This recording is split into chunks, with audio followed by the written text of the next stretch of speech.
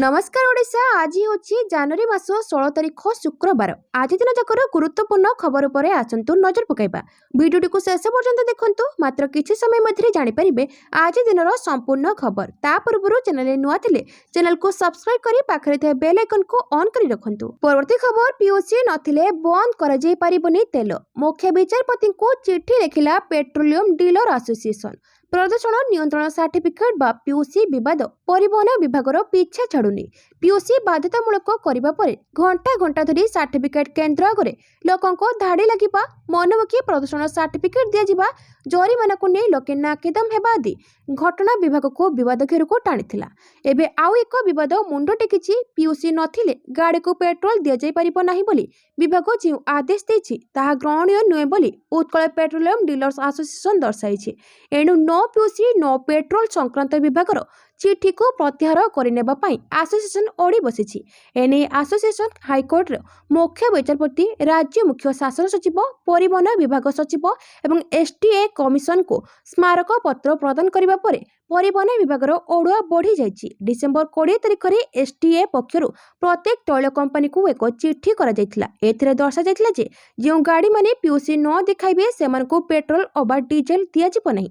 एही चिठी को ने पेट्रोलियम एसोसिएशन असंतोष व्यक्त करिछि। एसोसिएशन पक्षर कहुଯାଇଛି जे पीयूसी नथिले एथिपाई केंद्रीय मोटरयान आईन रे स्वतंत्र दंड विधान व्यवस्था रही। परवर्ती खबर आम बस दुर्घटना और ड्राइवर को मनमानी एक्शन मोड रे सरकार। बारंबार आम बस दुर्घटना पर एक्शन मोड रे विभाग यहाकु नै आम बस सेवा संपर्कित गठित उच्चस्तरीय कमिटीर एक बैठक अनुष्ठित हो जाइछि। क्रूड कार्यालय में गृह निर्माण और नगर उन्नयन विभाग प्रमुख सचिव उषा पाढ़ी अध्यक्षतार अनुष्ठित यह बैठक में यात्री और सड़क व्यवहारकारी सुरक्षा, यात्री अनुकूल आम बस सेवा और चालक मान सामरिक विकास पर अधिक गुरुत्व दि यात्री मान सुरक्षा और परिवेश सुरक्षा को आखि आगे रखी 1.5 लाख अधिक किलोमीटर चलाचल हो सारी पुराणा बीपीटीएसएल 30 पुराणा बस गुड़ी को स्क्रापिंग कर बैठक में निष्पत्ति होइछि। यह बदल में कटक और भुवनेश्वर रास्ता को देखी छोट ई बस जनसाधारण निमंते जोड़ी हेब।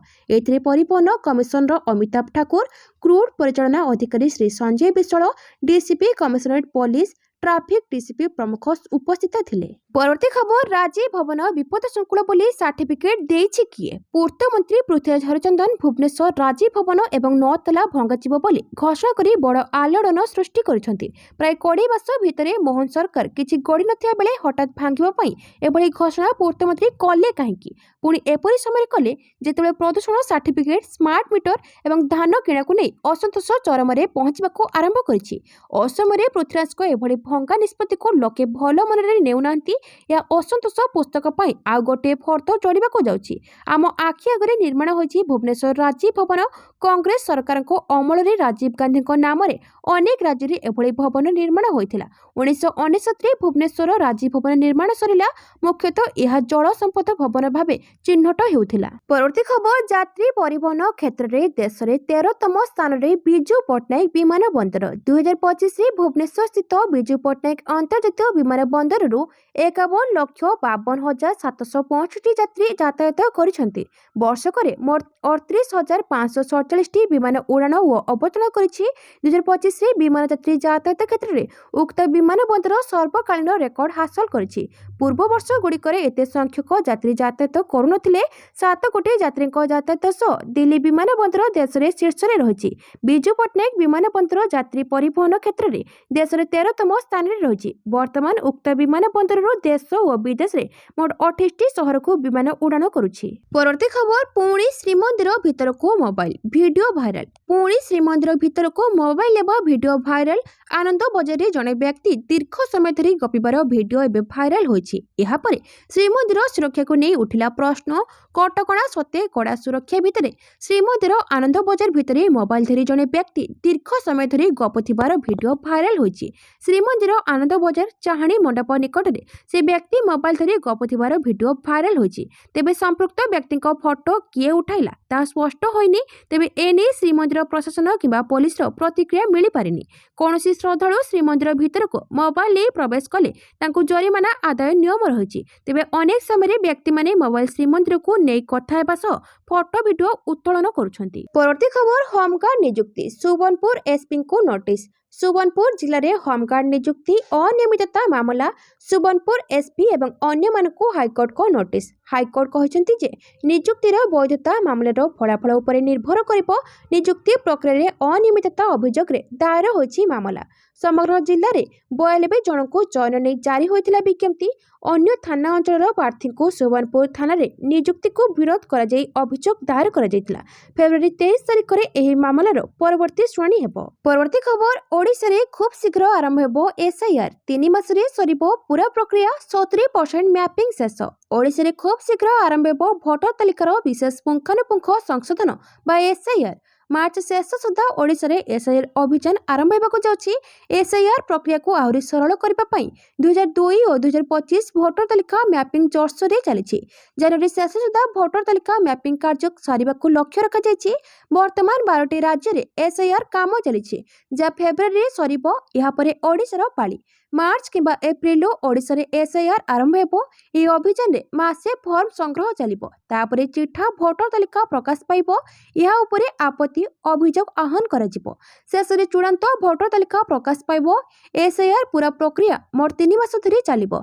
जून शेष सुधा सबु सरिले जुलाई बेलकु चूड़ांत भोटर प्रकाश पाइबो। परवर्ती खबर सुप्रीम कोर्ट रे ममता दीदी को झटका। हाईकोर्ट रे हंगामा करबा भूल बोली कहिले। सुप्रीम कोर्ट गुरुवार राजनीतिक परामर्शदाता संस्था आईपीसी रो कार्यालय एवं यार निर्देशक प्रतीक जैन घर उपरे प्रवर्तन निर्देशालय ईडी रो चढ़ाऊ को नहीं चलिथिबा विवादर शुणाणी करिसेंती। विचारपति प्रशांत कुमार मिश्र एवं विपुल एम पंचली नेतृत्व में गठित खंडपीठ यह मामलार शुणाणी करिसेंती। शुणाणी समय सुप्रीम कोर्ट कहते आमे नोटिस जारी करुछु। यह एक गंभीर मामला। यार विस्तृत शुणाणी कराजिबो।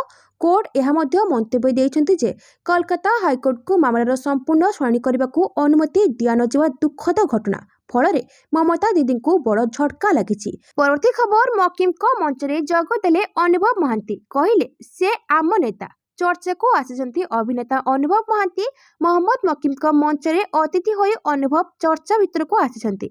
मकिम फाउंडेशन पक्षर चलता स्पोर्ट्स कार्निवाल उद्यापनी उत्सव में जोग देते अनुभव। अवश्य तांकर भूमिका थिला अतिथि भावे हेले एहाको नै एबे चली अनेक कल्पना जल्पना। तेबे ए संक्रांत में अनुभव कहते मु जड़े चर्चित व्यक्ति जहाँ भी कले चर्चा रुहे। मकिम आम कटकर नेता मते अतिथि करी डाकी तेणु मु आसी। कटक इंडोर स्टेडियम रे आयोजित कार्यक्रम में जगदे अनुभव एवं चर्चा रे। जेहेतु मोहम्मद मकिम नुआ दल गठन करने को जाते तेणु अनुभव से एक अंश हेबे ना यह केवल एक औपचारिकता ताहा स्पष्ट हैला नहीं। परवर्ती खबर नूतन विधानसभा एवं लोकसेवा भवन निर्माण आवश्यकता उपरे प्रश्न उठाइला बीजेडी। राज्य बीजेपी सरकार द्वारा नूतन विधानसभा और लोकसेवा भवन निर्माण पाई निकटरे भित्ति प्रस्तर स्थापन कराजिथिया बेले यार आवश्यकता को नहीं बिजु जनता दल प्रश्न उठाइछि। राज्य रे विभिन्न प्रसंग रे राज्य सरकार विफलता कारणरू राज्यवासी सरकार विरोध में आक्रोश शिखर छुईथिबारु एथिरु नजर हटाइबा पई सरकार एभली भेलिकी प्रकल्प सामना को आनिछन्ति बोली बीजेडी कहिछि। आज शंख भवन में आयोजित सांबादिक सम्मेलन में दलर मुखपात्र तथा भोगराई विधायक श्री गौतम बुद्ध दास और दलर मुखपात्र तथा मीडिया संयोजक डॉक्टर लेनिन महांती राज्य बीजेपी सरकार निजर विफलता को लुचाइबा उद्देश्य यह प्रकल्पर शिलान्यास करछन्ति बोली कहिथिले। परवर्ती खबर ओडिशा को नाही निपा भय। जनस्वास्थ्य निर्देशक ओडिशा को नाही निपा भय एने जनस्वास्थ्य निर्देशक डाक्टर नीलकंठ मिश्र सूचना देछन्ति। से कहछन्ति जे केंद्र निर्देश न देबा जाय ओडिशा रे कोनोसी असुविधा नाही। पश्चिम बंग रे निपा भाइरस रे 2 जन हॉस्पिटल रे स्वास्थ्यकर्मी आक्रांत होइतिबा खबर मिलिछि। हेले एने केंद्र सरकार एपर्यंत कोनोसी निर्देशनामा जारी करि नहंती। 2023 मार्गदर्शिका को पालन करा जाउछि। केंद्र निर्देश न देबा जाय ओडिशा रे कोनोसी असुविधा नाही। ओडिशा रे वर्तमान सुधा कोनोसी निपा भाइरस रोगी चिन्हट होइनी। भारत सरकार एक टीम पश्चिमबंग जाई काम करुछंती। ओडिशा सरकार भी केंद्र सह जोगाजोग रे अछंती। पश्चिमबंग मात्र 2टी मामला आसीछि हेले व्यापीबार खबर आसी नहीं। जेउथि पई ओडिशा को वर्तमान भय करिबा दरकार नहीं बोली जनस्वास्थ्य निर्देशक कहछंती। परवर्ती खबर गुरुवार दिल्ली रे जनवरी रो सबठु ठंडा दिन 2.9 डिग्री तापमात्रा रे थरिला राजधानी। दिल्ली तथा एनसीआर रे गुरुवार जनवरी मासर ସବୁଠୁ ଅଧିକ ଶୀତ ରେକର୍ଡ କରାଯାଇଛି।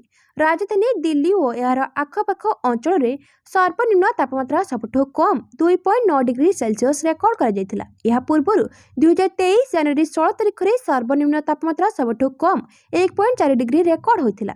ଗୁରୁଗ୍ରାମରେ ତାପମାତ୍ରା 1 ଡିଗ୍ରୀକୁ କମ୍ ରେକର୍ଡ କରାଯାଇଥିବା ବେଳେ ଏଠାରେ ପ୍ରବଳ ଶୀତ ଅନୁଭୂତ ହୋଇଛି। ଶୀତ ସହିତ ଘନ କୁହୁଡ଼ି ଦୃଶ୍ୟମାନ ଦୂରତା ହ୍ରାସ କରିଥିବା ବେଳେ ସାଧାରଣ ଜନଜୀବନ ଅସ୍ତବ୍ୟସ୍ତ ହୋଇଥିବା ଜଣାପଡ଼ିଛି। ଗୁରୁବାର ସକାଳେ ଦିଲ୍ଲୀ ଓ ଏହାର ଆଖପାଖ ଅଞ୍ଚଳରେ ଘନ କୁହୁଡ଼ି ଆସ୍ତରଣ ଦେଖିବାକୁ ମିଳିଥିଲା। ବହୁ ସ୍ଥାନରେ ଦୃଶ୍ୟମାନ ଦୂରତା ଶୂନ୍ୟକୁ ଖସି ଆସିଥିଲା। ପରବର୍ତ୍ତୀ ଖବର, ମେଡିକାଲ ଇଞ୍ଜିନିୟରିଂ ଶିକ୍ଷାରେ ବଢ଼ିପାରେ ସଂରକ୍ଷଣ। ଏସ୍ସି/ବିସିଙ୍କ ପାଇଁ 11.25% ସଂରକ୍ଷଣ। ଏସ୍ସି/ଏସ୍ଟିଙ୍କ ସଂରକ୍ଷଣ 2 ଗୁଣା ହେବ। ରାଜ୍ୟର ପଛୁଆ ବର୍ଗଙ୍କୁ ବଡ଼ ଉପହାର ଦେଇପାରନ୍ତି ମୋହନ ସରକାର। ପ୍ରଥମ ଥର ପାଇଁ ମେଡିକାଲ ଓ ଇଞ୍ଜିନିୟରିଂ କ୍ଷେତ୍ରରେ ସଂରକ୍ଷଣ ମିଳିବ। ଏସ୍ସି/ବିସି ଛାତ୍ରଛାତ୍ରୀଙ୍କୁ 11.25% ସଂରକ୍ଷଣ ଦେବାକୁ ସରକାର ବିଚାର କରୁଛନ୍ତି। ଖାଲି ସେତିକି ନୁହେଁ, ଏସ୍ସି/ଏସ୍ଟିଙ୍କ ପାଇଁ ଥିବା ସଂରକ୍ଷଣକୁ 2 ଗୁଣା କରିବାକୁ ମଧ୍ୟ ପ୍ରସ୍ତାବ ରହିଛି। ରାଜ୍ୟ ସରକାରଙ୍କ ନୀତି ନିର୍ଦ୍ଧାରଣ କମିଟି ଏଭଳି ପ୍ରସ୍ତାବ ଦେଇଛି। ସରକାର ଏହାକୁ ଅନୁମୋଦନ ଦେଇପାରନ୍ତି ବୋଲି ସୂଚନା ମିଳିଛି, କିନ୍ତୁ ଏଥିପାଇଁ କ୍ୟାବିନେଟ ଅନୁମୋଦନ ଆବଶ୍ୟକ ପଡ଼ିବ। ପୂର୍ବରୁ କେବଳ ଉଚ୍ଚଶିକ୍ଷା କ୍ଷେତ୍ରରେ ଏସ୍ସି/ବିସିଙ୍କୁ ସଂରକ୍ଷଣ ମିଳୁଥିଲା। ମେଡିକାଲ ଓ ଇଞ୍ଜିନିୟରିଂ ଭଳି ବୃତ୍ତିଗତ ଓ ବୈଷୟିକ ଶିକ୍ଷା କ୍ଷେତ୍ରରେ ଏହାକୁ ଲାଗୁ ପାଇଁ ଦାବି ହେଉଥିଲା। ନିକଟରେ ଦକ୍ଷତା ବିକାଶ ଓ ବୈଷୟିକ ଶିକ୍ଷା ବିଭାଗର ନୀତି ନିର୍ଦ୍ଧାରଣ କମିଟିର ବୈଠକ ବସିଥିଲା। ଏଥିରେ ସଂରକ୍ଷଣ ବଢ଼ାଇବାକୁ ଆଲୋଚନା ହୋଇଛି। ପରବର୍ତ୍ତୀ ଖବର, ବିଜୁ ଜୟନ୍ତୀରୁ ନୂଆ ମୋଡ଼ ନେବ ବିଜେଡି। ବିଜେଡିର ସବୁ ଆଗଚଲା ମାମଲତଙ୍କ ଉପରେ ସୁପ୍ରିମ ନବୀନ ପଟ୍ଟନାୟକ ଖପା ହୋଇଯାଇଛନ୍ତି। କାହା ଉପରେ ତାଙ୍କର ଭରସା ନାହିଁ, ସେଥିପାଇଁ ସେ ଏବେ ନିଜେ ହିଁ ମଙ୍ଗ ଧରିଛନ୍ତି। ନା ପ୍ରଣବ ପ୍ରକାଶ ଦାସ, ନା ଭିକେ ପାଣ୍ଡିଆନ, ନା ପିଏସି, ନା ଅନ୍ୟ କାହାର ପରାମର୍ଶ ବି ନବୀନ ନେଉନାହାନ୍ତି। ବିଜେଡିର ନିର୍ବାଚନୀ ରଣନୀତି ତାଙ୍କର ପ୍ରତ୍ୟକ୍ଷ ତତ୍ତ୍ୱାବଧାନରେ ହିଁ ଚାଲିଛି। ନବୀନ ବାର୍ତ୍ତା ଦେବାକୁ ଚାହୁଁଛନ୍ତି, ଏବେ ବି ସେ ଦଳ ଚଳାଇବା ପାଇଁ ସକ୍ଷମ। ଦେହ ଅସୁସ୍ଥ ଥିଲେ ବି ନବୀନ ପ୍ରତିଦିନ 3-4 ଘଣ୍ଟା ସମୟ ଦଳୀୟ ସଂଗଠନ ପାଇଁ ଦେଉଛନ୍ତି। ସେଥିପାଇଁ ନିଜର ଏକ ଟିମ୍ ଗଢ଼ିଛନ୍ତି। ପ୍ରଥମ ଦଫାରେ ବିଧାୟକମାନଙ୍କ ସହ ନବୀନ ଆଲୋଚନା କରୁଛନ୍ତି। ଇତିମଧ୍ୟରେ 2 ଦଫାରେ 19 ବିଧାୟକଙ୍କ ସହ ସେ ଆଲୋଚନା କରିସାରିଲେଣି। ଆଉ 3 ଦଫାରେ 40 ବିଧାୟକଙ୍କ ସହ ଆଲୋଚନା କରିବେ। ସପ୍ତାହକ ଭିତରେ ବିଧାୟକଙ୍କ ସହ ଆଲୋଚନା ସରିଯିବ ବୋଲି ଜାଣିବାକୁ ମିଳିଛି। ବିଧାୟକମାନଙ୍କୁ ସେ ପଞ୍ଚାୟତ ନିର୍ବାଚନ ପାଇଁ ଟାର୍ଗେଟ ଦେଇଥିବା ବେଳେ ସବୁଦିନ ଫିଲ୍ଡକୁ ଯାଇ କାମ କରିବାକୁ ନିର୍ଦ୍ଦେଶ ଦେଇଛନ୍ତି। ପରବର୍ତ୍ତୀ ଖବର, ପର୍ଯ୍ୟଟନ ନିବେଶର ନୂଆ କେନ୍ଦ୍ର ହେବ ଓଡ଼ିଶା। ଲାଗୁ ହେଲା ପର୍ଯ୍ୟଟନ ନୀତି 2026। ନିବେଶକ ଓ ପର୍ଯ୍ୟଟନ ପ୍ରେମୀଙ୍କ ପାଇଁ ବଡ଼ ଖବର। ଖୁବ୍ ଶୀଘ୍ର ଭାରତ ଏକ ବଡ଼ ପର୍ଯ୍ୟଟନ ନିବେଶ କେନ୍ଦ୍ର ହେବାକୁ ଯାଉଛି। ଓଡ଼ିଶା ମୁଖ୍ୟମନ୍ତ୍ରୀ ଶ୍ରୀ ମୋହନ ଚରଣ ମାଝୀଙ୍କ ନେତୃତ୍ୱରେ ଓଡ଼ିଶା ପର୍ଯ୍ୟଟନ ନୀତି 2026 ଆଣିଛନ୍ତି ରାଜ୍ୟ ସରକାର। ଏହି ନୂଆ ନୀତି ମାଧ୍ୟମରେ ନିବେଶକମାନଙ୍କ ପାଇଁ ସହଜ ନିୟମ, ଆକର୍ଷଣୀୟ ପ୍ରୋତ୍ସାହନ ଏବଂ ଦ୍ରୁତ ଅନୁମତି ବ୍ୟବସ୍ଥା ରହିଛି। ଏଥିସହ ପରିବେଶ ସୁରକ୍ଷା, ସଂସ୍କୃତି, ଐତିହ୍ୟ, ପର୍ଯ୍ୟଟନ ଉପରେ ବିଶେଷ ଗୁରୁତ୍ୱ ଦିଆଯାଇଛି। ପର୍ଯ୍ୟଟନକୁ ବିକାଶ କରି ନୂଆ ନିବେଶ ଆଣିବା ସହ ରୋଜଗାର ସୃଷ୍ଟି କରିବା ରାଜ୍ୟ ସରକାରଙ୍କ ପ୍ରମୁଖ ଉଦ୍ଦେଶ୍ୟ। ଓଡ଼ିଶାକୁ ଭାରତର ପରବର୍ତ୍ତୀ ବଡ଼ ପର୍ଯ୍ୟଟନ ନିବେଶ କେନ୍ଦ୍ର କରିବା ଲକ୍ଷ୍ୟରେ ରାଜ୍ୟ ସରକାର ଓଡ଼ିଶା ପର୍ଯ୍ୟଟନ ନୀତି 2026 ଘୋଷଣା କରିଛନ୍ତି। ଏହି ନୀତିକୁ ରାଜ୍ୟ କ୍ୟାବିନେଟ ମଞ୍ଜୁରୀ ଦେଇଛି। ରାଜ୍ୟ ସରକାର କହିଛନ୍ତି ଯେ 2047 ସୁଦ୍ଧା ଓଡ଼ିଶାରେ 25,000 ପଞ୍ଚତାରକା ଶ୍ରେଣୀର ହୋଟେଲ ରୁମ୍ ସୃଷ୍ଟି କରାଯିବ। ଏଥିସହ ଓଡ଼ିଶାକୁ ଏସିଆର ଶୀର୍ଷ 5ଟି ପର୍ଯ୍ୟଟନ ସ୍ଥାନ ମଧ୍ୟରେ ସାମିଲ କରିବାର ଲକ୍ଷ୍ୟ ରହିଛି। ପରବର୍ତ୍ତୀ ଖବର, ରାଜ୍ୟରେ ପୁଣି ହାଡ଼ଭଙ୍ଗା ଶୀତ। 17 ଯାଏଁ ଥରାଇବ, କଲବଲ କରିବ ଥଣ୍ଡା। 18ରୁ ପାଗ ମେଘୁଆ। ରାଜ୍ୟରେ ପୁଣି ହାଡ଼ଭଙ୍ଗା ଶୀତ ଅନୁଭୂତ ହେବ। ଉତ୍ତର ପଶ୍ଚିମ ତଥା ଉତ୍ତର ଦିଗରୁ ଥଣ୍ଡା ଶୁଷ୍କ ବାୟୁ ପ୍ରବାହ ବଢ଼ିଛି। ଏହା ଆହୁରି ଶକ୍ତିଶାଳୀ ହେଉଛି। ଏହା ପ୍ରଭାବରେ 17 ତାରିଖ ଯାଏଁ ପୁରା ରାଜ୍ୟକୁ ଥରାଇବ ଶୀତ। କିନ୍ତୁ ପଶ୍ଚିମ ଝଡ଼ ପ୍ରଭାବରେ 18ରୁ ପାଗ ମେଘୁଆ ରହିବ। ଏହା ତାପମାତ୍ରା ବଢ଼ାଇବା ସହ ଶୀତ କମିଯିବ। ପାଣିପାଗ ବିଶେଷଜ୍ଞ ଏଭଳି ପୂର୍ବାନୁମାନ କରିଛନ୍ତି। ଗୁରୁବାର ରାଉରକେଲା ଓ ଝାରସୁଗୁଡ଼ା ପାରଦ 5 ଡିଗ୍ରୀ ରହିପାରେ ବୋଲି ପାଣିପାଗ ବିଭାଗ ଆକଳନ କରିଛି। ଫୁଲବାଣୀରେ 6 ଡିଗ୍ରୀ, ଅନୁଗୁଳ, କେଉଁଝର ଓ ସୁନ୍ଦରଗଡ଼ 7 ଡିଗ୍ରୀ ରହିପାରେ। ରାଜ୍ୟର ଅଧିକାଂଶ ସ୍ଥାନରେ ରାତି ତାପମାତ୍ରା 10 ଡିଗ୍ରୀ ତଳେ ବା ଏହାଠାରୁ ସାମାନ୍ୟ ଅଧିକ ରହିପାରେ। ଶୁକ୍ରବାର ଆଭ୍ୟନ୍ତରୀଣ ଓ ଉପକୂଳ ଓଡ଼ିଶାର ଅଧିକାଂଶ ସ୍ଥାନରେ ଭୀଷଣ ଶୀତ ଅନୁଭୂତ ହେବ ବୋଲି ପାଣିପାଗ ବିଭାଗ ପୂର୍ବାନୁମାନ ଦେଖାଦେଇଛି। ପରବର୍ତ୍ତୀ ଖବର, ପିଏମ୍ ସୂର୍ଯ୍ୟଘର ଯୋଜନାରେ ଲାଭ ଉଠାଇବାକୁ ରୁହନ୍ତୁ ପ୍ରସ୍ତୁତ। प्रस्तुत बजेट्रे हेबाकु जाछि बड़ घोषणा 2026 रो केंद्रीय बजेट्रे प्रधानमंत्री सूर्यघर योजना संपर्क में एक बड़ घोषणा होई पारे। सरकार फेब्रुआरी 2024 रे प्रधानमंत्री सूर्यघर मागणा विद्युत योजना आरंभ करथिले। तथापि प्रधानमंत्री नरेंद्र मोदी फेब्रुआरी 13 2024 रे याको आनुष्ठानिक भाव में उद्घाटन करथिले। सरकारी अधिकारी अनुसार सरकार यह योजना अधीन रे छात उपरे सौर पैनल रो व्यवहार वृद्धि करबा उपरे ध्यान देछन्ते। नवीकरणीय शक्तिर अभिवृद्धि को त्वरान्वित करबा पई सरकार ग्रिड संबंधी प्रतिबंध गुडी को मध्य समाधान करछन्ते। केंद्र शक्ति मंत्री प्रहलाद जोशी गत मासरे एक साक्षात्कार रे कहितले जे सरकार 2026 सुधा 55 लक्ष छात उपरे सौर स्थापनार लक्ष्य रखिछन्ते। याको हासिल करबा पई सरकार एही योजना रे अधिक खर्च घोषणा करि पारंती। परवर्ती खबर अनुगणक अध्यक्षतारे सचिव स्तरीय बैठक विकासमूलक प्रकल्पर अग्रगति और खाली थिबा पदवी पूरण उपरे फोकस। खारबेल भवन रे सचिव स्तरीय बैठक सब विभागर सचिव माने उपस्थित। मुख्य शासन सचिव अनुगणक अध्यक्षतारे बैठक होछि। विभिन्न विकासमूलक प्रकल्पर अग्रगति बजेट खर्च खाली थिबा पदवी पूरण नै आलोचना होछि। क्यों विभागर केते पदवी खाली रही एवं कौन पदक्षेप निया जायछि से नै आलोचना होछि। बैठक परे मुख्य शासन सचिव अनुगर प्रतिक्रिया दैछन्ति। मुख्य शासन सचिव कहछन्ति जे प्रति शनिवार भित्तिभूमि उपरे समीक्षा बैठक हेबो। वर्तमान सुधा बजेट 50% खर्च होछि। आउ अढ़े मास भितरे बड़का बजेट को द्रुत गति खर्च करने को बैठक में गुरुत्व दी जायछि।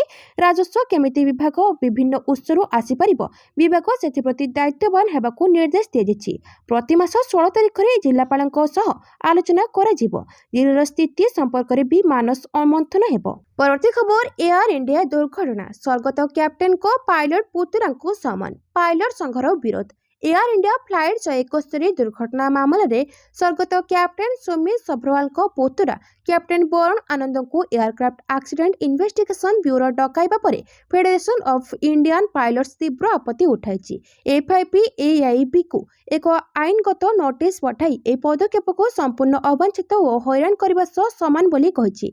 एयर इंडिया जड़े कार्यरत पायलट तथा एफआईपी सदस्य कैप्टेन आनंद को जनवरी 15 रे हाजिर हेबाकू थिबा समन विषय रे तांको नियुक्तिदाता सूचना देथिले।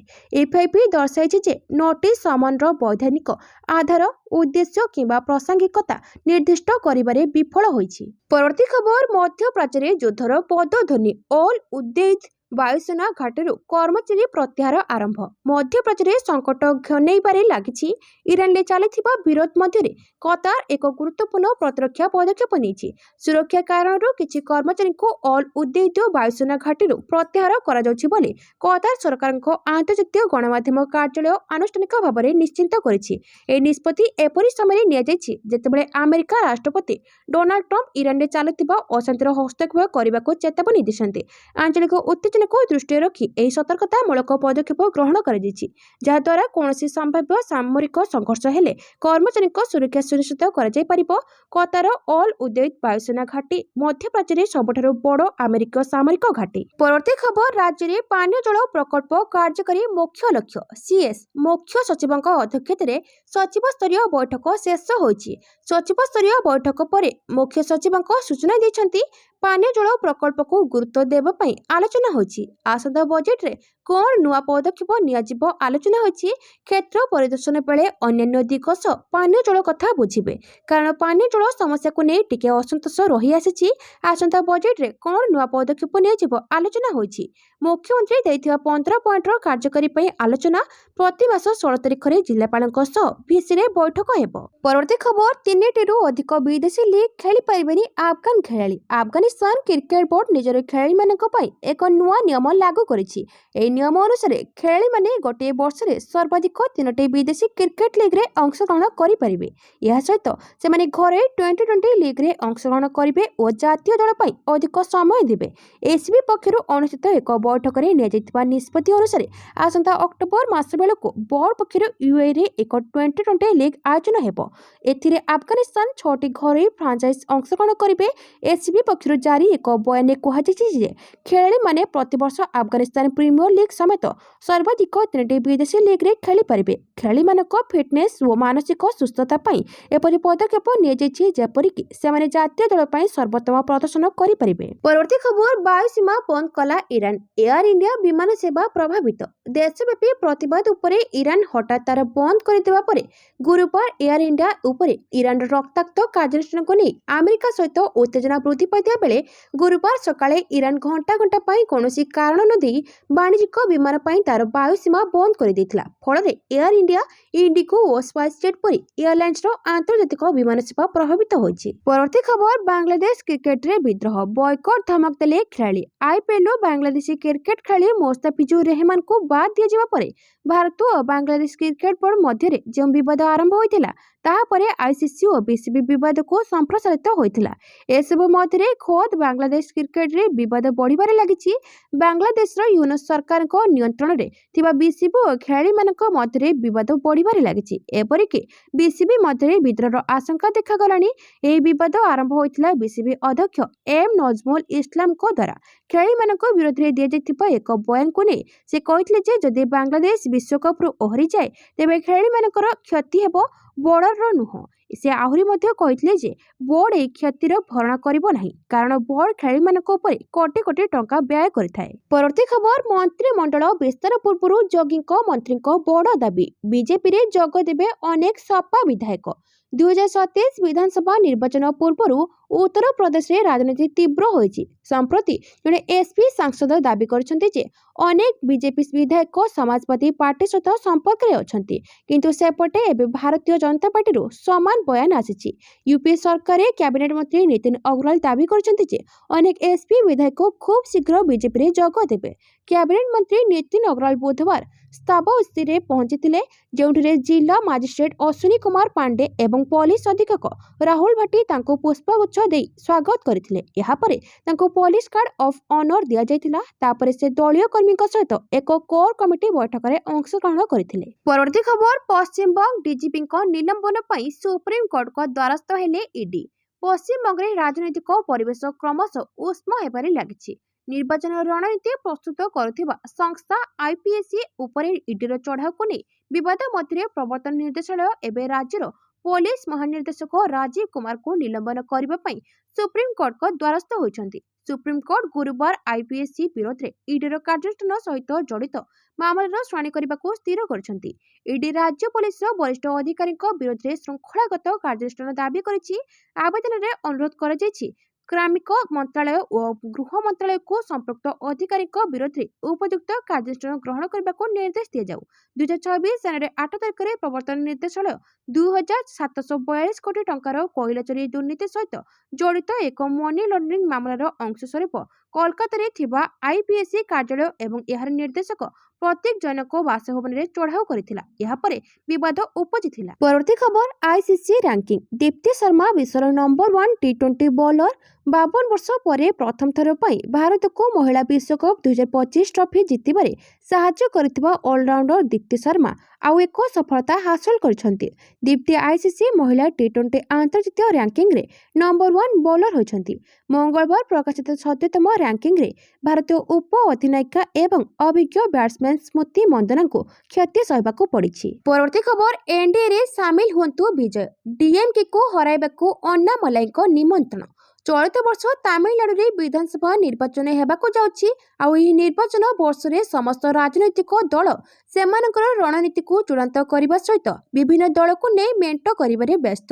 ଏହାରି ଭିତରେ ଭାରତୀୟ ଜନତା ପାର୍ଟି ମଧ୍ୟ ତାମିଲନାଡୁ ରାଜନୀତିରେ ପ୍ରଥମ ଥର ପାଇଁ ବଡ଼ ବିଜୟ ନେଇ ଦାବି କରୁଛି। ସବୁଠୁ ଗୁରୁତ୍ୱପୂର୍ଣ୍ଣ କଥା ହେଲା ତାମିଲନାଡୁର ପୂର୍ବତନ ବିଜେପି ସଭାପତି ଆନାମଲାଇ ଏବେ ଅନ୍ୟ ଏକ ଦଳକୁ ଏନ୍ଡିଏ ମେଣ୍ଟରେ ଯୋଗ ଦେବାକୁ ନିମନ୍ତ୍ରଣ କରିଛନ୍ତି। ତାମିଲନାଡୁର ପୂର୍ବତନ ବିଜେପି ସଭାପତି ଆନାମଲାଇ କହିଛନ୍ତି ଯେ ଡିଏମ୍କେକୁ ପରାସ୍ତ କରିବା ପାଇଁ ସମସ୍ତଙ୍କୁ ଏକତ୍ର ହେବାକୁ ପଡ଼ିବ। ଡିଏମ୍କେକୁ କ୍ଷମତାରୁ ହଟାଇବାର ସର୍ବୋତ୍ତମ ଉପାୟ ହେଉଛି ସମସ୍ତ ଡିଏମ୍କେ ବିରୋଧୀ ଭୋଟରକୁ ଏକତ୍ରିତ କରିବା। ଅନ୍ନାମଲାଇ କହିଛନ୍ତି, ବ୍ୟକ୍ତିଗତ ଭାବରେ ମୁଁ ବିଶ୍ୱାସ କରେ ଯେ ଏହି ଦିଗରେ ଆହୁରି ବହୁତ ବାଟ ଯିବାକୁ ଅଛି। ସେ ଅଭିନେତାର ରାଜନେତା ହୋଇଥିବା ଥଲପତି ବିଜୟଙ୍କୁ ଏନ୍ଡିଏରେ ଯୋଗ ଦେବା ପାଇଁ ମଧ୍ୟ ନିମନ୍ତ୍ରଣ କରିଛନ୍ତି। ପରବର୍ତ୍ତୀ ଖବର, ଇରାନ ଛାଡ଼ିବାକୁ ଭାରତୀୟଙ୍କୁ ନିର୍ଦ୍ଦେଶ, ଜାରି ହେଲା ହେଲ୍ପଲାଇନ୍ ନମ୍ବର। ଇରାନରେ ପରିସ୍ଥିତି ବିଗିଡ଼ିବାରେ ଲାଗିଛି। ଇରାନରେ ସରକାରୀ ବିରୋଧୀ ଆନ୍ଦୋଳନ ଜାରି ରହିଛି। ଏହି ଆନ୍ଦୋଳନରେ ମୃତ୍ୟୁ ସଂଖ୍ୟା 2500 ଅତିକ୍ରମ କଲାଣି। ଇରାନରେ ଲାଗି ରହିଥିବା ରାଜନୈତିକ ଅସ୍ଥିରତାକୁ ଦେଖି ଭାରତୀୟ ନାଗରିକଙ୍କୁ ତୁରନ୍ତ ଇରାନ ଛାଡ଼ିବାକୁ ଭାରତ ନିର୍ଦ୍ଦେଶନାମା ଜାରି କରିଛି। ଭାରତ ସରକାର ନିଜ ନାଗରିକ ପାଇଁ ଆଡଭାଇଜରି ଜାରି କରିଛି। ତେହେରାନ ସ୍ଥିତ ଭାରତୀୟ ଦୂତାବାସ ତାର ନାଗରିକଙ୍କ ସୁରକ୍ଷାକୁ ଦୃଷ୍ଟିରେ ରଖି ତୁରନ୍ତ ଇରାନ ଛାଡ଼ିବାକୁ ନିର୍ଦ୍ଦେଶ ଦେଇଛନ୍ତି। ବିଦେଶ ମନ୍ତ୍ରଣାଳୟ ତରଫରୁ କୁହାଯାଇଛି ଯେ ସମସ୍ତ ଭାରତୀୟ ନାଗରିକ ଏବଂ ପିଆଇଓମାନେ ସତର୍କତା ଅବଲମ୍ବନ କରିବା ଉଚିତ। ଗତ ଜାନୁଆରୀ 5 ତାରିଖରେ ଜାରି ହୋଇଥିବା ନିର୍ଦ୍ଦେଶ ଅନୁଯାୟୀ ଇରାନରେ ଲଗାତାର ଭାବେ ବଦଳୁଥିବା ପରିସ୍ଥିତିକୁ ଦୃଷ୍ଟିରେ ରଖି ଭାରତୀୟ ନାଗରିକଙ୍କୁ ବାଣିଜ୍ୟିକ ବିମାନ ହେଉ କିମ୍ବା ଅନ୍ୟ ପରିବହନ ବ୍ୟବସ୍ଥାରେ ମାଧ୍ୟମରେ ତୁରନ୍ତ ଇରାନ ଛାଡ଼ିବାକୁ ପରାମର୍ଶ ଦିଆଯାଇଛି। ପ୍ରତିବାଦ କିମ୍ବା ପ୍ରଦର୍ଶନ କ୍ଷେତ୍ରକୁ ଏଡ଼ାଇବାକୁ ପରାମର୍ଶ ଦିଆଯାଇଛି। ପରବର୍ତ୍ତୀ ଖବର, ମହାକାଶରୁ ଫେରିଲେ 4 ମହାକାଶଚାରୀ। ଆନ୍ତର୍ଜାତିକ ସ୍ପେସ୍ ଷ୍ଟେସନ ଭୂପୃଷ୍ଠକୁ ଫେରିଲେ 4 ମହାକାଶଚାରୀ। ସ୍ପେସ୍ ଷ୍ଟେସନରେ ଜଣେ ମହାକାଶଚାରୀଙ୍କ ସ୍ୱାସ୍ଥ୍ୟାବସ୍ଥା ଖରାପ ହେବା କାରଣରୁ ସେମାନେ ଫେରି ଆସିଛନ୍ତି। ଫଳରେ ନାସା କ୍ରୁ 11 ମିଶନର ନିର୍ଦ୍ଧାରିତ ସମୟ ପୂର୍ବରୁ ଶେଷ କରିବାକୁ ପଡ଼ିଛି। ନାସା ଏହି ମିଶନରେ ସାମିଲ ସମସ୍ତ 4 ମହାକାଶଚାରୀଙ୍କୁ ଭୂପୃଷ୍ଠକୁ ଫେରାଇ ଆଣିବାକୁ ନିଷ୍ପତ୍ତି ନେଇଛି। ଆଇଏସ୍ଏସ୍ରେ 25 ବର୍ଷ ଇତିହାସରେ ପ୍ରଥମ ଥର ଏପରି ଜରୁରୀକାଳୀନ ପ୍ରତ୍ୟାବର୍ତ୍ତନ କରାଯାଇଛି। ଏହି ଟିମ୍ରେ ନାସାର ମହାକାଶଚାରୀ ଜେନା କାର୍ଡୋମାନ ଓ ମାଇକ୍ ଫିଙ୍କ୍ ଓ ଜାକ୍ସାର କିମିଓ ୟୁଇ ଓ ରସ୍କସ୍ ମହାକାଶଚାରୀ ଓଲେଗ ପ୍ଲାଟନମ୍ ଅଛନ୍ତି। ମହାକାଶଚାରୀମାନେ ଭାରତୀୟ ସମୟ ଅନୁଯାୟୀ ଆଜି ଅପରାହ୍ନ 2:11 କାଲିଫର୍ଣ୍ଣିଆ ଉପକୂଳରେ ଅବତରଣ କରିବେ। ପରବର୍ତ୍ତୀ ଖବର, ଗାଜିଆବାଦର ହରିଶଙ୍କ କାହାଣୀ। ଇଚ୍ଛା ମୃତ୍ୟୁ ଉପରେ ନିଷ୍ପତ୍ତି ନେବେ ସୁପ୍ରିମକୋର୍ଟ। ଗତ 12 ବର୍ଷ ଧରି କୋମାରେ ଅଛନ୍ତି 31 ବର୍ଷୀୟ ହରିଶ, ଯାହାଙ୍କୁ ଇଚ୍ଛା ମୃତ୍ୟୁ ପ୍ରଦାନ ସମ୍ପର୍କରେ ଗୁରୁବାର ସୁପ୍ରିମକୋର୍ଟରେ ଏକ ଗୁରୁତ୍ୱପୂର୍ଣ୍ଣ ଶୁଣାଣି ହେବାକୁ ଯାଉଛି। ମଙ୍ଗଳବାର କୋର୍ଟର କମିଟି ରୁମ୍ରେ ଜଷ୍ଟିସ୍ ଜେବି ପାରଦିୱାଲ ଏବଂ ଜଷ୍ଟିସ୍ କେଭି ବିଶ୍ୱନାଥନ ଗାଜିଆବାଦର ହରିଶ ରାଣାଙ୍କ ବାପାମାଆଙ୍କୁ ଭେଟି ଏନେଇ ଆଲୋଚନା କରିଥିଲେ। ଗତ ଶୁଣାଣି ସମୟରେ ଖଣ୍ଡପୀଠ କହିଥିଲେ ଯେ ନିଷ୍ପତ୍ତି ନେବା ପୂର୍ବରୁ ସେ ପରିବାର ସହିତ ସାକ୍ଷାତ କରି ପରିସ୍ଥିତି ନିର୍ଣ୍ଣୟ କରିବାକୁ ଚାହାନ୍ତି। ଖଣ୍ଡପୀଠ ବିଶେଷଜ୍ଞ ଡାକ୍ତରଙ୍କ ଦ୍ୱାରା ଗଠିତ 2ଟି ମେଡିକାଲ ବୋର୍ଡର ରିପୋର୍ଟକୁ ମଧ୍ୟ ବିଚାର କରିଥିଲେ। କୋର୍ଟ 2ଟି ଭିନ୍ନ ଡାକ୍ତରୀ ମେଡିକାଲ ବୋର୍ଡର ରିପୋର୍ଟକୁ ଦୃଷ୍ଟିରେ ରଖି ସେହି ରିପୋର୍ଟ ଅନୁସାରେ ହରିଶ ସୁସ୍ଥ ହେବାର ସମ୍ଭାବନା ବହୁତ କମ୍। ରାଣା ପରିବାର ଓକିଲ ମନୀଷ ଜୈନଙ୍କ ଅନୁଯାୟୀ ହରିଶ ଗତ 12.5 ବର୍ଷ ଧରି ଶଯ୍ୟାଶାୟୀ ଅଛନ୍ତି। ତାଙ୍କୁ ଏକ ଖାଦ୍ୟ ଟ୍ୟୁବ୍ ମାଧ୍ୟମରେ ତରଳ ପଦାର୍ଥ ଖାଇବାକୁ ଦିଆଯାଏ। ସେ କଥା କହି ବି ପାରୁନାହାନ୍ତି। ବିଛଣାରେ ସବୁ ସମୟରେ ଶୋଇବା ରହିବା ଯୋଗୁଁ ତାଙ୍କ ପିଠିରେ ଘା ହୋଇଗଲାଣି। ହରିଶ ଚଣ୍ଡିଗଡ଼ରେ ବିଟେକ୍ ଡିଗ୍ରୀ ପାଇଁ ଅଧ୍ୟୟନ କରୁଥିବା ସମୟରେ 2023 ଅଗଷ୍ଟ 20ରେ ଚତୁର୍ଥ ମହଲାରୁ ପଡ଼ି ଯାଇଥିଲେ, ଯାହାପରେ ତାଙ୍କ ମସ୍ତିଷ୍କରେ ଗଭୀର ଲାଗିଥିଲା। ମସ୍ତିଷ୍କ ଆଘାତ ଲାଗିବା ଯୋଗୁଁ ତାଙ୍କର ଏପରି ଅବସ୍ଥା ହୋଇଛି। ତାଙ୍କ ବାପା ମା 3 ବର୍ଷ ପୂର୍ବେ ସୁପ୍ରିମକୋର୍ଟରେ ଆବେଦନ କରିଥିଲେ ଯେ ଯଦି ସେ ଏକ ସମ୍ମାନଜନକ ଜୀବନ ପାଇପାରିବେ ନାହିଁ, ସମ୍ମାନଜନକ ମୃତ୍ୟୁ ପାଇପାରିବେ। ପରବର୍ତ୍ତୀ ଖବର, ଓମାନ ପହଞ୍ଚିଲା ଭାରତୀୟ ନୌସେନାର କୌଣ୍ଡିନ୍ୟ। 2000 ବର୍ଷ ପୁରୁଣା କୌଶଳରେ ଜାହାଜ ନିର୍ମିତ। ଭାରତୀୟ ନୌସେନାର 2000 ବର୍ଷ ପ୍ରାଚୀନ କୌଶଳରେ ନିର୍ମିତ ଜାହାଜ ଆଇଏନ୍ଏସ୍ଭି କୌଣ୍ଡିନ୍ୟ 18 ଦିନର ଯାତ୍ରା ଜରିଆରେ ଗୁଜରାଟରୁ ଓମାନ ପହଞ୍ଚିଛି। କୌଣ୍ଡିନ୍ୟ ଗତ ଡିସେମ୍ବର 29ରେ ଗୁଜରାଟର ପୋରବନ୍ଦରରୁ ଯାତ୍ରା ଆରମ୍ଭ କରିଥିଲା। ଗତ ବୁଧବାର ଅର୍ଥାତ୍ 14 ତାରିଖ ଓମାନର ମସ୍କୋଟ୍ରେ ପହଞ୍ଚି 1400 କିମି ଯାତ୍ରା ଶେଷ କରିଛି। ଭାରତର ପ୍ରାଚୀନ ସାମୁଦ୍ରିକ ଐତିହ୍ୟକୁ ପୁଣିଥରେ ପୁନର୍ଜୀବିତ କରିବା ଏହି ଯାତ୍ରାର ଉଦ୍ଦେଶ୍ୟ। ଆଇଏନ୍ଏସ୍ଭି କୌଣ୍ଡିନ୍ୟ 4th-5ମ ଶତାବ୍ଦୀର ଭାରତୀୟ ଜାହାଜ ମଡେଲ ଆଧାରରେ ନିର୍ମିତ ହୋଇଛି। ଏହାର ଓଜନ 50 ଟନ୍, ଉଚ୍ଚତା 13 ଫୁଟ। ଏଥିରେ କୌଣସି ବଖରା ନାହିଁ। ବିଜୁଳିର ମଧ୍ୟ ବ୍ୟବସ୍ଥା ନଥିଲା। ଏଥିରେ ଥିବା ସମସ୍ତ 16 ଜଣ କ୍ରୁ ସଦସ୍ୟ ସ୍ଲିପିଂ ବ୍ୟାଗରେ ଶୋଉଥିଲେ। ଅନ୍ୟ ଜାହାଜଗୁଡ଼ିକୁ ଚେତାବନୀ ଦେବା ପାଇଁ କ୍ରୁ ପାଖରେ କେବଳ ହେଡଲ୍ୟାମ୍ପ ଥିଲା, ଯାହାକୁ ସେମାନେ ମୁଣ୍ଡରେ ଲଗାଇ ରଖୁଥିଲେ। ସେମାନେ ଖେଚୁଡ଼ି ଓ ଆଚାର ଖାଇ 18 ଦିନ ବିତାଇଲେ। ପରବର୍ତ୍ତୀ ଖବର, ନିଶାଗ୍ରସ୍ତ କାରଣରୁ ଆସାମୀ ଗୀତିକାର ଜୁବିନ ଗର୍ଗଙ୍କ ମୃତ୍ୟୁ। ଲୋକପ୍ରିୟ ଭାରତୀୟ ଗୀତିକାର ଜୁବିନ ଗର୍ଗଙ୍କ ମୃତ୍ୟୁକୁ ନେଇ ନୂଆ ଅପଡେଟ୍ ସାମ୍ନାକୁ ଆସିଛି। ଗତ ବୁଧବାର କୋର୍ଟରେ ସିଙ୍ଗାପୁର ପୋଲିସ ତଦନ୍ତର ସମସ୍ତ ତଥ୍ୟ ଉପସ୍ଥାପନ କରିଛି। ଯେଉଁ ରିପୋର୍ଟରେ ଗର୍ଗ ନିଶାଗ୍ରସ୍ତ ଥିବା କାରଣରୁ ତାଙ୍କର ମୃତ୍ୟୁ ହୋଇଛି ବୋଲି ଜଣାପଡ଼ିଛି। ଗତ ସେପ୍ଟେମ୍ବର 2025ରେ ହୋଇଥିବା ଅଘଟଣ ସମୟରେ ସେ ବହୁତ ଅତ୍ୟଧିକ ନିଶା ଅବସ୍ଥାରେ ଥିଲେ ଏବଂ ସେ ଲାଇଫ୍ ଜ୍ୟାକେଟ୍ ନ ପିନ୍ଧି ସମୁଦ୍ରକୁ ଡେଇଁଥିଲେ, ଯାହାଫଳରେ ପାଣିରେ ବୁଡ଼ି ତାଙ୍କର ମୃତ୍ୟୁ ହୋଇଥିଲା। ଉଲ୍ଲେଖ ରହିଛି ଯେ 52 ବର୍ଷୀୟ ଜୁବିନ ଗର୍ଗ ଗତ 19 ସେପ୍ଟେମ୍ବର 2025 ଏକ ୟଟ୍ ପାର୍ଟିରେ ସାମିଲ ହୋଇଥିଲେ। ତା ପରଦିନ ସିଙ୍ଗାପୁର ନର୍ଥ ଇଷ୍ଟ ଇଣ୍ଡିଆ ଫେଷ୍ଟିଭାଲରେ ତାଙ୍କର ବିଶେଷ କାର୍ଯ୍ୟକ୍ରମ ରହିଥିଲା। ତେବେ ସେଠାରେ ସମୁଦ୍ରରେ ପହଁରିବା ପାଇଁ ସେ ଓହ୍ଲାଇଥିଲେ ଏବଂ ଫେରି ନଥିଲେ। କୋର୍ଟରେ ମୁଖ୍ୟ ଯାଞ୍ଚ ଅଧିକାରୀ ପ୍ରଦାନ କରିଥିବା ରିପୋର୍ଟ ଅନୁଯାୟୀ ଜୁବିନ୍ ପ୍ରଥମେ ଲାଇଫ୍ ଜ୍ୟାକେଟ୍ ପିନ୍ଧିଥିଲେ, ମାତ୍ର କିଛି ସମୟ ପରେ ଓହ୍ଲାଇ ଦେଇଥିଲେ। ପରବର୍ତ୍ତୀ ଖବର, ଭାରତ ବିଶ୍ୱର ଦ୍ରୁତତମ ବିକାଶଶୀଳ ଅର୍ଥନୀତି। ମୋଦି ପ୍ରଧାନମନ୍ତ୍ରୀ ନରେନ୍ଦ୍ର ମୋଦି ଦିଲ୍ଲୀର ସମ୍ବିଧାନ ଭବନରେ 28ତମ କମନୱେଲ୍ଥ ସ୍ପିକର୍ସ କନଫରେନ୍ସକୁ ଉଦ୍ଘାଟନ କରିଛନ୍ତି। 22ଟି ଦେଶର 61 ଜଣ ବକ୍ତା ଏବଂ ଅଧ୍ୟକ୍ଷ ସମ୍ମିଳନୀରେ ଯୋଗ ଦେଇଥିଲେ। ଏହି କାର୍ଯ୍ୟକ୍ରମରେ ପ୍ରଧାନମନ୍ତ୍ରୀ ମୋଦି କହିଥିଲେ ଯେ ଭାରତ ଗଣତନ୍ତ୍ର ଏବଂ ବିକାଶ କ୍ଷେତ୍ରରେ ବିଶ୍ୱ ସମ୍ମୁଖରେ ନିଜକୁ ପ୍ରମାଣିତ କରିଛି ଏବଂ ଆଜି ଭାରତ ବିଶ୍ୱର ଦ୍ରୁତତମ ବିକାଶଶୀଳ ଅର୍ଥନୀତି ମଧ୍ୟରେ ଅନ୍ୟତମ। ପ୍ରଧାନମନ୍ତ୍ରୀ ମୋଦି କହିଛନ୍ତି ଯେ ବିଶ୍ୱ ଥରେ ସନ୍ଦେହ କରୁଥିଲା ଯେ ଏତେ ବିବିଧତା ଥିବା ଏକ ଦେଶ ଗଣତନ୍ତ୍ରକୁ ବଜାୟ ରଖିପାରିବ ନାହିଁ, କିନ୍ତୁ ଭାରତ ଏହାର ବିବିଧତାକୁ ଏହାର ସର୍ବଶ୍ରେଷ୍ଠ ଶକ୍ତିରେ ପରିଣତ କରିଛି। ଭାରତ ଦେଖାଇଦେଇଛି ଯେ ଗଣତାନ୍ତ୍ରିକ ସଂସ୍ଥା ଏବଂ ପ୍ରକ୍ରିୟା ସ୍ଥରିତା ଗତି ଏବଂ ବ୍ୟାପକତା ପ୍ରଦାନ କରେ। ପ୍ରଧାନମନ୍ତ୍ରୀ ଆହୁରି କହିଛନ୍ତି ଯେ ଭାରତରେ ଗଣତନ୍ତ୍ରର ଅର୍ଥ କେବଳ ନିର୍ବାଚନ ନୁହେଁ, ବରଂ ପ୍ରତ୍ୟେକ ଯୋଜନା ସାଧାରଣ ନାଗରିକଙ୍କ ପାଖରେ ପହଞ୍ଚିବା ସୁନିଶ୍ଚିତ କରିବା, ବିନା ଭେଦଭାବରେ ଏବଂ ଜନକଲ୍ୟାଣର ମନୋଭାବ ସହିତ କାର୍ଯ୍ୟ କରିବା ଫଳରେ ଗତ କିଛି ବର୍ଷ ମଧ୍ୟରେ 250 ନିୟୁତ ଲୋକଙ୍କୁ ଦାରିଦ୍ର୍ୟରୁ ମୁକ୍ତ କରାଯାଇଛି। ପରବର୍ତ୍ତୀ ଖବର, ବିପଦରେ ବିରାଟ କୋହଲିଙ୍କ ନମ୍ବର 1 ଆସନ।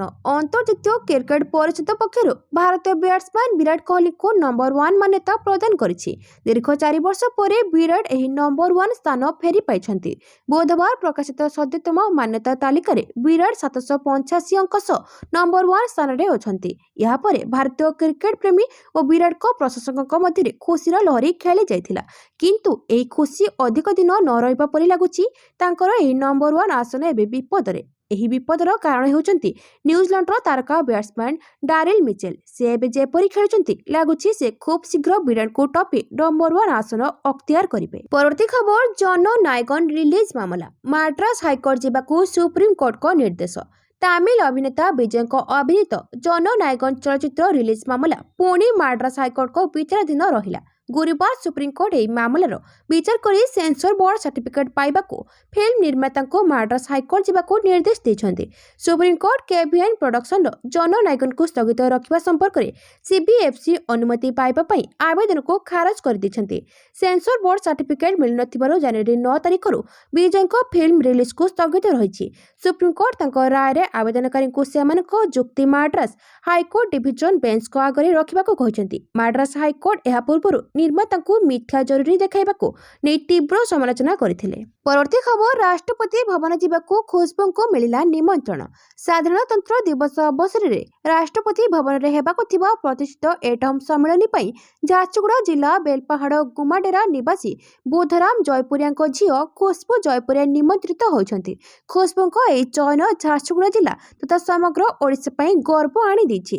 ଖୁସବୁଙ୍କ ପରିବାରରେ ତଥା ବେଲପାହାଡ଼ ଅଞ୍ଚଳରେ ଖୁସିର ଲହରୀ ଖେଳି ଯାଇଛି। ଖୁସବୁ ବିପର୍ଯ୍ୟୟ ପରିଚାଳନାରେ ଯୁବ ସ୍ୱେଚ୍ଛାସେବୀ ଭାବେ ତାଙ୍କ ସକ୍ରିୟ କାର୍ଯ୍ୟକଳାପ ଓ ଉତ୍କୃଷ୍ଟ ପ୍ରଦର୍ଶନ ପାଇଁ ମନୋନୀତ ହୋଇଛନ୍ତି। ସେ ବର୍ତ୍ତମାନ ସମ୍ବଲପୁର ସ୍ଥିତ ମହିଳା ମହାବିଦ୍ୟାଳୟରେ ଅଧ୍ୟୟନ କରୁଛନ୍ତି।